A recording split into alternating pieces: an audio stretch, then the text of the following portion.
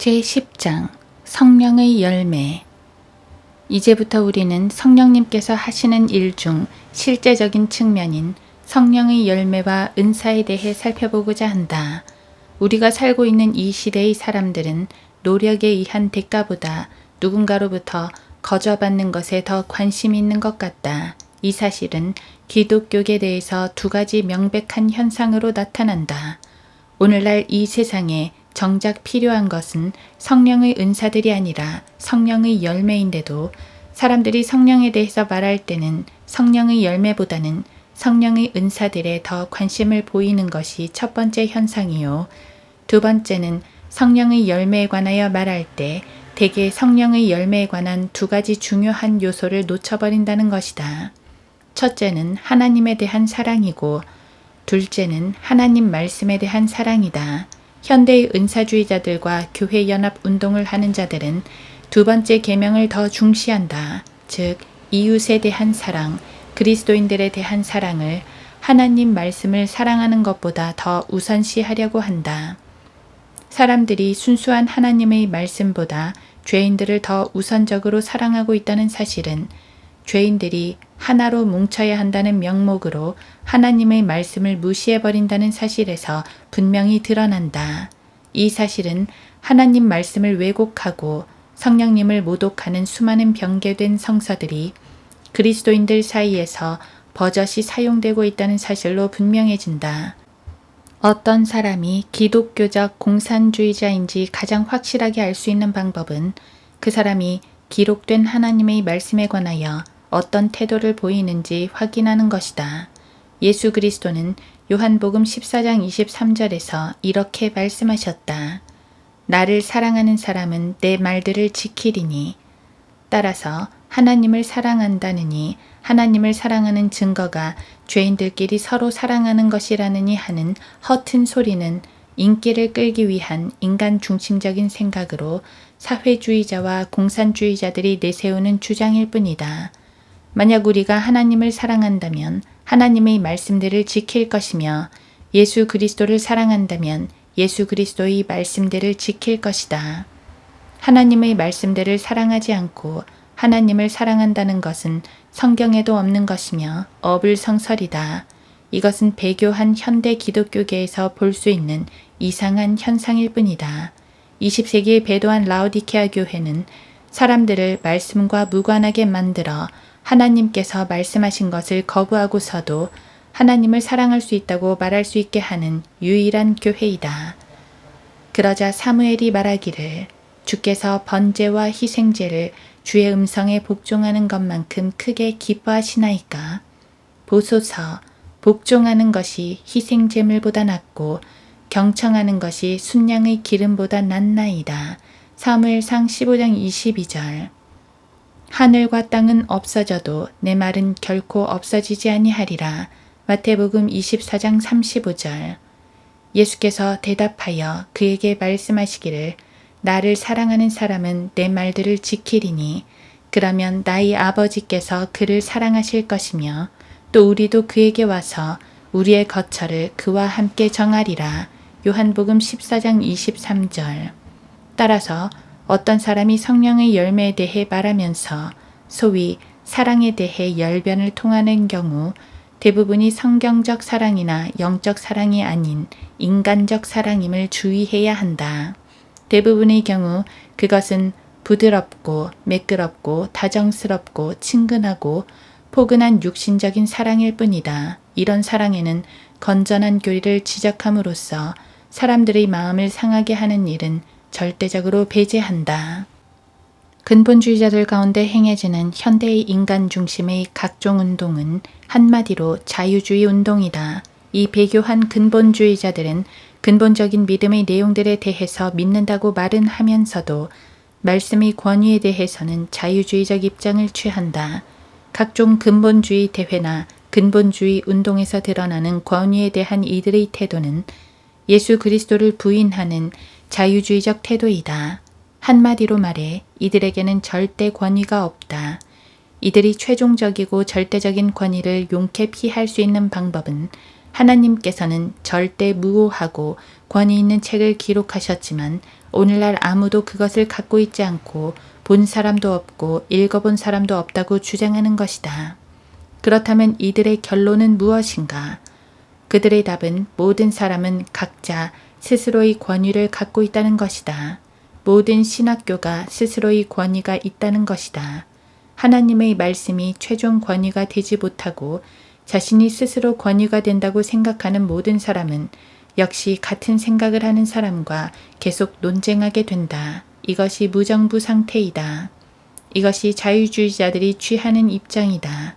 이러한 자유주의 교회들이 들어서게 되면 인종, 혁명, 음행, 엄청난 비율로 증가되는 범죄율이 그 열매로 나타난다. 그 좋은 예가 아프리카이다. 세계교회협의회에서 가난한 소수 부족을 돕기 위해 자금을 지원했지만 결과는 가장 피비린내 나는 내란뿐이었다. 지금까지 언급한 내용은 앞으로 전개될 내용과 관련이 있다. 왜냐하면 성령의 열매와 성령의 은사들의 차이점을 보여주기 때문이다.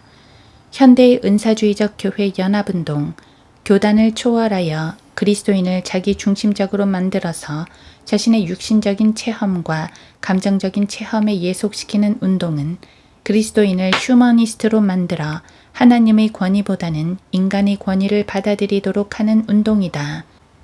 계속해서 성령의 은사들을 강조하는 자들은 성령님의 권위를 부인해온 휴머니스트들이다. 이들의 삶에는 열매가 없다. 그들이 성령의 열매라고 생각하는 사랑은 단지 배교자들끼리의 교회 연합운동에서나 발견되는 인간적인 감정일 뿐이다. 성령의 역사와 성령의 열매는 분명한 차이점이 있다. 성령님께서 하시는 일은 믿는 자의 삶 안에서 성령님께서 적극적으로 사역하시는 직접적인 결과를 말한다. 이는 너희 안에서 역사하시는 분은 하나님이시니 그분의 선한 기쁘심에 따라 뜻을 두고 행하게 하려 하심이라. 빌립보서 2장 13절. 성령의 열매는 우리가 내주하시는 성령님께 굴복할 때 나타나는 결과이다. 갈라디아서 5장 17에서 23절은 육신의 일들과 성령의 열매의 대조를 분명하게 보여준다. 갈라디아서 5장에 열거된 육신의 일은 아담의 성품으로부터 나온 결과이다. 성령의 열매는 성령님께서 새 생명 안에서 활동하심으로 나오는 결과이다. 그런데 성령의 열매는 복수가 아니라 단수로 언급된다. 이는 모든 열매가 하나임을 의미한다.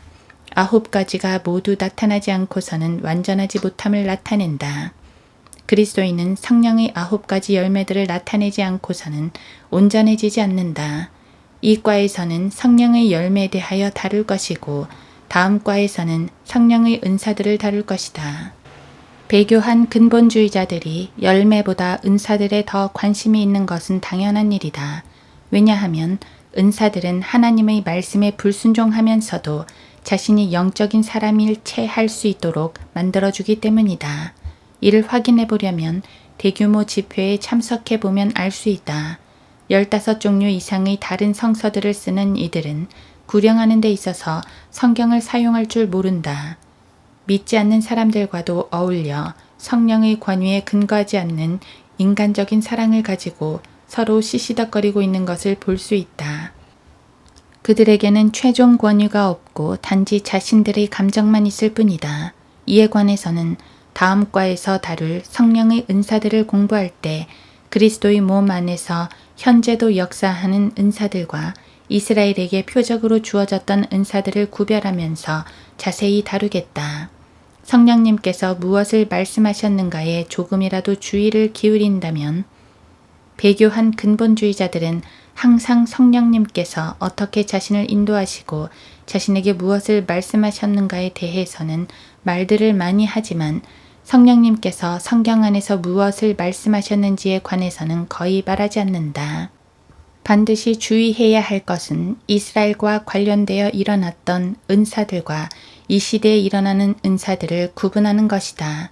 이렇게 말할 수 있는 것은 표적들은 이스라엘을 위한 것이고 고린도전서 1장 22절 또 방언들은 이스라엘에게 표적으로 주어진 것이기 때문이다. 고린도전서 14장 22절 유대인들은 표적을 구한다. 그 민족이 표적으로 시작되었기 때문이다. 출애굽기 3, 4장. 그러므로 그들은 표적을 볼 권리가 있다. 이는 예수 그리스도를 따랐던 사도들이 이스라엘에게 사역하기 위해 마가복음 16장의 표적들을 받았음을 말해준다. 12사도는 모두 돼지고기를 먹지 않고 안식일을 지키며 성전을 숭배하고 수염을 기르고 할례받은 유대인들이었다. 따라서 성령의 은사들을 공부할 때 이런 면에서 주의를 해야 하며 성경을 기록하신 성령님께서 이 은사들, 즉 표적들이 교회 시대에 적용되지 않는다고 말씀하시는데도 억지 주장을 하는 바보짓을 해서는 안 된다. 이는 사악한 짓이다. 이것은 예수 그리스도가 어제나 오늘이나 영원토록 동일하시기 때문에 이 은사들은 아직까지 유효하다고 말하는 현대의 배교한 근본주의자들의 전형적인 유형이다. 여기에서 말하는 성령의 은사들은 과거의 것이었다. 히브리서 13장 8절은 성령의 은사와는 전혀 관련이 없다. 사람들이 얼마나 어리석은가 하면 여기저기 떠돌아다니며 주를 찬양하라는 식의 프로그램 등에 돈을 바치고 귀나 간지려주는 허튼 소리나 다정다감해 보이는 몸짓에 감복되어 모든 것을 바치는 것을 보면 알 수 있다. 그러나 한 사람도 물 위를 걷지는 못한다. 예수 그리스도는 물 위를 걸으셨다. 예수 그리스도는 어제나 오늘이나 영원토록 동일하시니라. 와 히브리서 13장 8절. 나를 믿는 자는 내가 하는 일들을 할 것이요 또 이보다 더 큰 일들을 할 것이라. 이는 내가 내 아버지께로 가기 때문이라. 요한복음 14장 12절의 관계에 있어서 무엇을 의미한다고 생각하는가? 물 위를 걸을 수 있다고 믿는 멍청이가 있는가? 여러분이 설교자가 걸을 수 있다고 생각하는가? $10,000를 바쳤던 그 치유의 은사를 가진 자가 물 위를 걸을 수 있다고 생각하는가?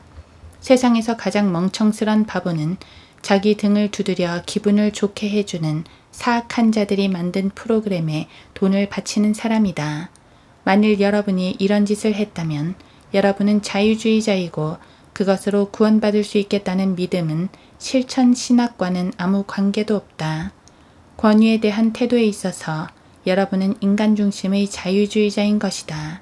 왜냐하면 하나님의 권위를 믿는다면 사탄에게 돈을 바치는 짓은 하지 않을 것이기 때문이다. 예수 그리스도는 어제나 오늘이나 영원토록 동일하시니라.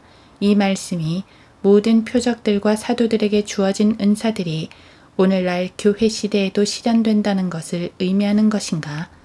그렇다고 생각한다면 여러분은 성경을 많이 읽지 않은 것이다.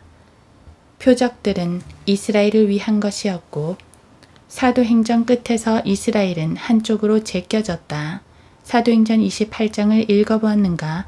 사도행전 2장 안에 있다가 죽어 지옥 간 사람들은 결코 사도행전 28장으로 가지 않았다는 사실이 놀랍지 않은가? 성령의 은사, 성령의 은사에 관해 계속 떠들어대는 방언을 말하던 사람들이 은사가 누구로부터 주어졌으며 그 은사의 목적이 무엇이고 어디에 적용되는지 모르는 것을 보면 이상하지 않은가? 이들은 매우 괴상한 영과 교제하는 것이 틀림없다. 이제 단수로 기록된 9가지 은사들에 대한 성령의 열매를 갈라디아서 5장 22, 23절에서 살펴보자. 1. 사랑. 성령의 열매 중 첫 번째는 사랑이다. 이는 하나님의 사랑이다. 요한일서 4장 16절과 고린도전서 13장에 의하면 이 사랑은 하나님 안에 내주하는 하나님의 속성이다. 성령의 열매 가운데 이 부분은 우선 하나님 자신에 대한 사랑으로 나타난다. 여기에 사랑이 있으니 우리가 하나님을 사랑한 것이 아니요 그분이 우리를 사랑하시고 그의 아들을 우리 죄들을 위하여 화목제물로 보내신 것이라. 요한일서 4장 10절. 우리가 아직 죄인이었을 때 그리스도께서 우리를 위하여 죽으심으로써 하나님께서는 우리를 향한 그의 사랑을 나타내셨느니라. 로마서 5장 18절. 믿는 자의 삶에서 성령님께서 처음으로 나타내 주시는 것은 하나님에 대한 사랑이다. 두 번째 사랑은 하나님 말씀에 대한 사랑이다. 나를 사랑하는 사람은 내 말들을 지키리니. 요한복음 14장 23절. 갓난아기들로서 순수한 말씀의 젖을 사모하라. 이는 너희가 그것으로 인하여 자라게 하려 함이니라. 베드로전서 2장 2절. 하나님께서 성경에서 말씀하신 말씀들을 사랑하지 않고 영적인 은사들을 사랑하고 오순절을 사랑하는 구원받은 성경대로 믿는 그리스도인은 성경에 없다. 그러한 것은 전혀 없다. 현대의 사랑은 마귀의 사랑이다. 하나님의 말씀을 사랑하지 않고 하나님을 사랑한다는 것은 불가능하다. 태초에 말씀이 계셨고 그 말씀이 하나님과 함께 계셨으니 그 말씀은 하나님이셨느니라. 요한복음 1장 1절. 예수 그리스도는 육신으로 나타나신 하나님의 말씀이고 여러분이 읽을 수 있는 성경은 기록된 하나님의 말씀이다. 킹제임스 성경을 3만 군데나 고쳐 RSV, NIV, 소위 다른 모든 개정본들을 포함하여 그것들을 만든 자들은 성령의 열매에 대하여 아무것도 모르는 자들이다. 성령님께서는 인간에게 하나님 말씀에 대한 사랑을 주신 것이다. 진리를 왜곡하는 것은 하나님의 말씀을 사랑하는 것과는 거리가 멀다. 믿는 자들의 삶을 통해 나타나는 세 번째 사랑은 하나님의 사람들에 대한 사랑이다. 너희가 서로 사랑하면 이것으로 모든 사람이 너희가 나의 제자인 줄 알리라고 하시더라. 요한복음 13장 35절. 형제를 사랑하는 것은 우리가 구원받았고 영생을 소유하고 있다는 사실을 알 수 있는 여러 가지 증거 중의 하나이다. 그러나 많은 경우 형제를 사랑한다고 말도 하고 그러한 사랑을 가지고 있다고 말하는 많은 사람들은 영생을 소유했다고 말하지 않는다. 이상하지 않는가? 어떤 사람이 아무리 훌륭하고 영적이라 하더라도 하나님 말씀에 대한 권위를 거부했을 때는 결국 마귀에게 사로잡히게 되는 것이다. 이상하지 않은가? 러크만은 사랑이 부족해. 누구누구는 사랑이 없는 것 같아. 우리는 좀 더 많은 사랑을 보여주고 이 하찮은 교리들 간의 차이를 무시하므로 이 세상에 우리의 사랑을 보여줘야만 돼 라고 말하는 사람이 있다. 그러나 요한일서 3장 14절에서는 이렇게 말씀하신다. 우리가 사망으로부터 생명으로 옮겨간 것을 아노니 이는 우리가 형제들을 사랑하기 때문이라. 자기 형제를 사랑하지 않는 자는 사망 안에 거하느니라. 이렇게 말하는 사람들의 80%는 자신들이 사망으로부터 생명으로 옮겨졌는지 그렇지 않은지 모른다. 더 이상한 것은 이들은 하나님의 적들과 성령을 대적하는 자들을 사랑한다는 것이다. 분명한 것은 그들의 사랑은 인간적인 사랑이고 성령의 열매와는 전혀 무관하다는 것이다. 2. 기쁨. 성령의 열매 중 두 번째는 기쁨이다. 이것은 소위 이 세상의 행복이 아니다. 재미도 아니다. 시련을 통과하여 나오는 로마서 8장 28절.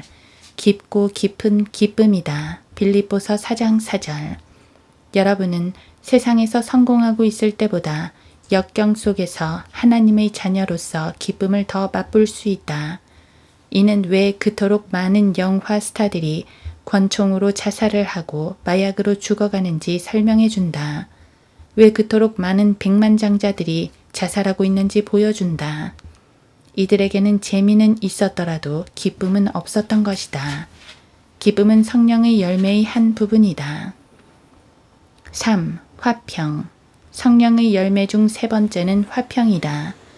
그리하면 모든 지각을 초월하시는 하나님의 평강이 그리스도 예수 안에서 너희의 마음과 생각을 지키시리라.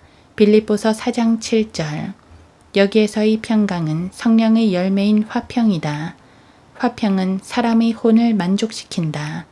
특히 골로새서 3장 15절과 연관시켜 읽어보라. 하나님의 화평이 너희 마음을 다스리게 하라. 내가 너희에게 화평을 남겨두나니 나의 화평을 너희에게 주노라.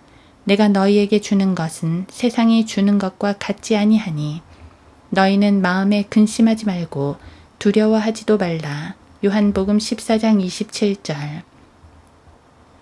예수님께서는 여러분이 세상에 있는 동안 고난이 있게 될 것이지만 고난이 있는 동안 화평을 갖게 될 것이라고 말씀하신다.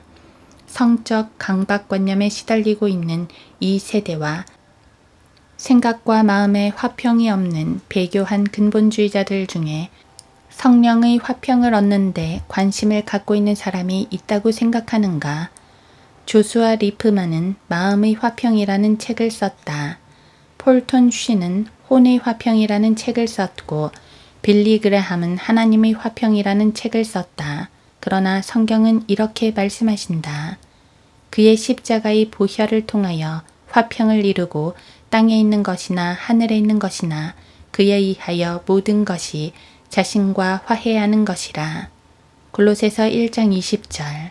즉 이 말씀은 현대의 배교한 근본주의자들과 은사주의 교회 연합운동을 하고 공산주의적 성격을 띤 인간 중심의 자유주의자들을 감지해내는 또 다른 방법이 된다. 그들은 구원의 확신이 없다. 사랑 안에는 두려움이 없나니 온전한 사랑은 두려움을 쫓아내느니라. 이는 두려움에는 고통이 있음이라. 두려워하는 자는 사랑 안에서 온전해지지 못하였느니라. 요한일서 4장 18절. 여러분이 구원받았다면 영생을 소유한 것이고 성령님께서 여러분 안에 내주하시는 것이다. 여러분은 구원받았다는 사실을 알고 있고 구원에 대해 평강을 소유하고 있음도 알고 있다. 그러나 구원에 관해 두려워하는 자는 다른 영에 의해 노란하고 있는 것이다. 4. 오래 참음. 성령의 열매 중 네 번째는 오래 참음이다. 이것은 인내를 말한다. 자연인은 인내하지 못한다. 새 성품을 소유한 새 사람은 오래 참으시는 주님과 닮게 된다. 5. 친절. 성령의 열매 중 다섯 번째는 친절이다. 예수 그리스도는 친절하고 호의적인 분으로 알려져 있다. 친절은 겁쟁이와는 아무 관련이 없음을 알아야 한다. 친절은 거칠게 말하는 것과는 관련이 없다. 마태복음 23장 33절에서 말씀하신 분은 친절한 예수님이셨다. 너희 뱀들아, 독사들의 세대야, 어떻게 너희가 지옥의 저주에서 피할 수 있겠느냐. 요한복음 8장 44절에서 말씀하신 분은 친절하신 예수님이셨다. 너희는 너희 아비 마귀에게서 나와서 너희 아비의 정욕을 행하고자 하는도다. 요한복음 8장 46, 47절에서 말씀하신 분은 친절한 예수님이셨다. 너희 중에 누가 나를 죄에 대해서 힐책하겠느냐. 그러나 내가 진리를 말하는데 어찌하여 너희는 나를 믿지 아니하느냐. 하나님께로부터 나온 사람은 하나님의 말씀을 듣느니라. 너희는 하나님의 말씀들을 듣지 아니하나니 이는 너희가 하나님으로부터 나오지 않음이라. 다음과 같이 말씀하신 분은 친절하신 예수님이시다. 이는 너희가 회칠한 무덤들처럼 실로 겉으로는 아름답게 보이나 안에는 죽은 사람의 뼈와 모든 더러운 것으로 가득 차 있도다. 이와 같이 너희도 겉으로는 사람들에게 의롭게 보이나 속에는 위선과 불법으로 가득 차 있도다. 마태복음 23장 27, 28절. 친절한 예수님은 다음과 같이 말씀하셨다.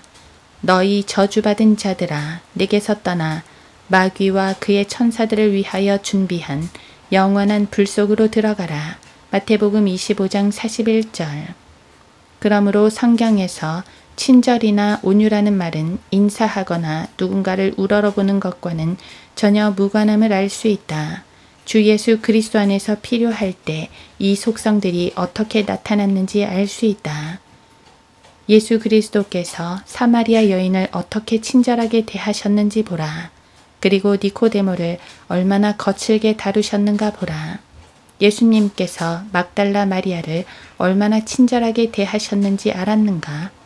또 카야파를 얼마나 거칠게 다루셨는지 알고 있는가? 눈물과 머리카락으로 예수님의 발을 씻기던 여인을 어떻게 친절하게 대하셨는지 알고 있는가? 그리고 같이 식사하던 집주인을 어떻게 거칠게 대하셨는지 알고 있는가? 6. 선함. 성령의 열매 중 여섯 번째는 선함이다. 그리스도인들은 이 열매로 인해 선한 일들로 넘친다. 성경에서는 그리스도인들이 선한 일에 유념하며 진력해야 한다고 말씀하신다. 디도서 3장 8절. 구원받기 위해 선한 일을 하는 것이 아니라 구원받았기 때문에 일하는 것이다. 7. 믿음. 성령의 열매 중 7번째는 믿음이다. 이것은 간단히 말해 보는 것에 의하지 않고 믿음으로 사는 사람들의 삶을 나타내고 또 보는 것으로 행하지 않고 믿음으로 행하는 사람들의 삶을 의미한다. 왜냐하면 의인은 믿음으로 살기 때문이다. 로마서 1장 17절. 성령님은 하나님의 말씀을 통하여 믿는 자들 안에서 믿음을 주시고 로마서 10장 17절. 서로 다른 사람들에게 서로 다른 믿음의 분량을 주신다. 로마서 12장 3절. 현대의 적극적 사고방식을 주장하는 스와거트, 캡, 클만, 로버트, 고어만, 코프랜드와 같은 사람들은 이 믿음과는 관련이 없다. 그들의 믿음은 자기 최면에 의해 나온 자기 암시일 뿐이다. 이는 심리 현상으로서 자신들을 드높이기 위해 성공을 위한 신념을 갖기 원하는 사람들에게 효과가 있을 뿐이다. 성공하기 위한 믿음을 원하기 때문이다. 8. 온유. 성령의 열매 중 8번째는 온유이다. 이는 기질이 온순함을 포함하는 것이다. 예수 그리스도는 겸손하셨다. 우리들도 이를 본받아야 한다. 디모데후서 2장 25절에서 다시 유념할 것은 이 온유한 것 혹은 기질이 온순한 것은 항상 온순한 것과는 무관하다는 것이다. 성전으로 들어가 탁자를 걷어차고 돈을 바닥에 뿌리고 사람을 채찍으로 때렸던 분은 친절하고 온유하고 온순한 예수님이셨다. 다시 오실 때 사람들을 불못에 던져버리겠다고 말씀하신 분은 온유하신 주 예수님이시다. 마태복음 25장. 기질이 온순한 것은 단순히 온순함을 잃지 않는다는 것을 의미한다. 이것은 의로운 분노는 옳은 것이지만 어떤 일이 일어날 때마다 냉정을 잃어서는 안 된다는 것이다. 9. 절제. 성령의 열매 중 9번째는 절제이다. 이는 스스로 조절하는 것이다. 그리스도인은 마시는 데 있어서, 먹는 데 있어서, 옷 입는 데 있어서, 취미와 패션에 있어서 절제해야 한다. 이 성령의 9부분은 모두 갈라디아서 5장에 언급된 불결한 육신의 일들과는 대조적이다. 죽음이 전제되지 않고는 열매는 있을 수 없다. 믿는 자가 죽기까지는 믿는 자의 삶 가운데 성령의 열매는 있을 수 없다. 한 알의 밀이 땅에 떨어져 죽지 아니하면 한 알 그대로 남아있지만 죽으면 많은 열매를 맺느니라. 요한복음 12장 24절. 우리가 죽지 않는다면 거두는 것은 단지 육신의 일들 뿐이다. 그러므로 열매는 믿는 자의 삶 안에서 자아가 십자가에 못 박힌 증거이다. 그래서 믿는 자는 하나님께 영광을 돌리기 위해 십자가에 못 박힌 삶을 살게 된다. 많은 사람들은 열매를 맺지 못한다. 왜냐하면 자아가 십자가에서 죽지 않았기 때문이다. 그래서 열매 없이 계속 혼자 남아있게 되는 것이다. 교회들은 열매가 없고 그리스도인은 능력이 없다. 사람들은 예배드리러 간다. 11조를 바치며 제단 앞에 기도하러 나온다. 방언을 말하고 구르고 떠들어대고 사랑 사랑 사랑을 외치지만 주 예수 그리스도의 구원에 대한 지식으로 10사람을 인도한 사람은 아무도 없다. 교회는 이러한 사람들로 가득 차 있다. 교회를 채우는 사람들은 울부짖고 손을 들어 할렐루야 할렐루야를 노래하고 구원받은 사람들과 연합하듯이 세상과 연합한다. 이들은 위급한 경우에 감히 입을 열지 못하며 그리스도인이 된 지 25년 동안 한 번도 수입에 영향을 미칠 공적인 자리에 서본 적이 없다. 이들은 열매가 없고 능력이 없고 이기적이며 타락한 육신적인 그리스도인들이다. 이들은 성령의 열매에 대해 전혀 모른다. 이것이 왜 그들이 그렇게 은사들에 대하여 말하기 좋아하는지의 이유이다. 그들은 죽은 나무들이어서 열매가 없기 때문이다. 거실에 있는 크리스마스 트리는 아름답지 않은가? 선물들과 전구들이 달려있는 그 나무가 무엇이 잘못되었는지 아는가? 그 나무는 죽어 있다. 십자가에 못 박힌 자아의 의미로서가 아니라 그 식물이 생명이 없는 것이다. 이 세상에서 가장 대표적인 은사주의 나무는 크리스마스 트리이다. 그 나무는 죽은 것이다. 우리에게는 열매가 필요하다. 내 안에서 열매를 맺지 못하는 가지마다 그분께서 제거해 버리시고 요한복음 15장 2절 만일 열매를 맺으면 좋거니와 맺지 아니하면 그때는 잘라버리소서. 누가복음 13장 9절 회개한 후 이 지상에 남아있는 유일한 이유는 열매를 맺기 위함이다. 바울은 몸을 떠나서 그리스도와 함께 있을 욕망을 갖는 것이 훨씬 좋으나 육신에 남아있는 것이 사람들에게 더 필요하기 때문에 지상에 남아있다고 말했다. 그는 그 이유는 이방인들 가운데 열매를 맺는 것이라고 말했다. 이 글을 읽는 그리스도인 중에서 하나님께서 원하시면 여러분을 지금 당장 본향으로 데려가실 수 있다는 사실을 받아들이지 않을 사람은 없다. 만일 하나님께서 그렇게 하지 않으실 경우 질문을 하나 하겠다. 하나님께서 이 지상에 그리스도인을 남겨놓은 이유는 무엇인가? 장소나 차지하라고 어떤 사람에게 당신 아들은 대학에서 뭐 하느냐고 물었더니 그 대답이 공간이나 차지하고 있을 뿐이라고 대답했다고 한다. 회개한 후 우리가 존재하는 유일한 이유는 하나님의 영광을 위해 열매 맺는 것이다. 열매 맺지 못하면 열매 맺을 때의 특권을 누릴 수 없다.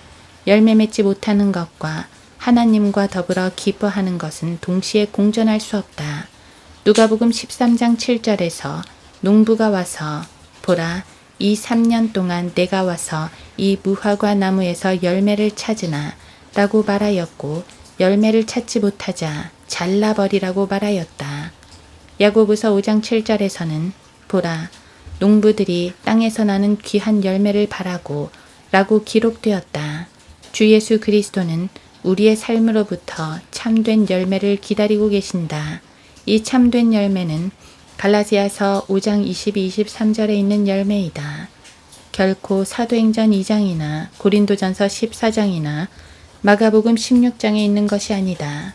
이곳에서 단 한 번도 참된 열매를 언급하지 않으셨다. 열매를 보면 나무를 알 수 있다.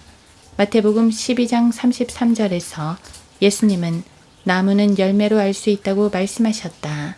나무를 알 수 있는 것은 은사가 아니다. 은사들은 모방할 수 있다. 진짜 먹을 수 있는 열매는 모방할 수 없다. 열매는 뿌리 없이 맺을 수 없다. 방언이나 감정적인 경험이나 침례에 관한 교리로는 그 나무가 어떤 나무인지 알 수 없다. 열매에 의해서만 알 수 있다.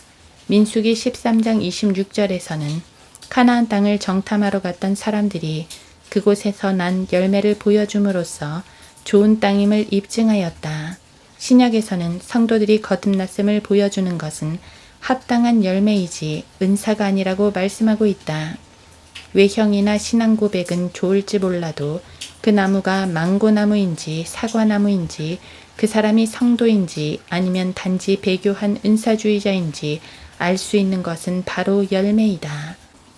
마태복음 7장 16에서 20절에서는 가시나무에서 포도를 엉겅퀴에서 무화과를 거둘 수 없다고 말씀하신다. 성도들은 어떠한 육신의 일들도 맺어서는 안 된다. 우리가 자주 깨닫는 것은 우리의 삶이 축복과 저주, 단맛과 쓴맛을 같이 내는 모순 속에 있다는 사실이다. 그러나 야고보서에는 이렇게 되어서는 아니 되느니라 라고 말씀하신다. 야고보서 3장 10절 열매의 원천은 하나님 안에 있다. 나에게서 내 열매가 얻어지는도다. 호세야 14장 8절 내 안에 거하라. 그러면 나도 너희 안에 거하리라. 가지가 포도나무에 붙어 있지 아니하면 스스로 열매를 맺을 수 없듯이 너희도 내 안에 거하지 아니하면 역시 그렇게 되리라. 요한복음 15장 4절 성도는 예수 그리스도 안에 털을 닫고 하나님의 말씀에 뿌리 내리고 있는 한 열매가 풍성하다. 에베소서 3장 17에서 19절 마태복음 13장은 열매를 맺는 것은 땅에 심겨진 하나님의 말씀의 씨앗임을 보여준다. 하나님의 말씀을 거부하는 그리스도인은 죽었고 열매 맺지 못하는 메마른 나무이다. 씨는 곧 열매이다. 열매는 번식의 근원이다. 땅은 땅 위에 풀과 씨를 맺는 채소와 그 종류대로 열매 맺는 씨를 가진 과실수를 내라. 라고 주님은 말씀하셨다. 창세기 1장 11절. 그리스도인은 그리스도인을 낳아야 한다. 목사는 목사들을 낳아야 한다. 성경교사는 성경교사들을 낳아야 한다. 설교자는 설교자들을 낳아야 한다. 선한 일마다 열매를 맺고 하나님을 아는 지식이 자라며 골로새서 1장 10절.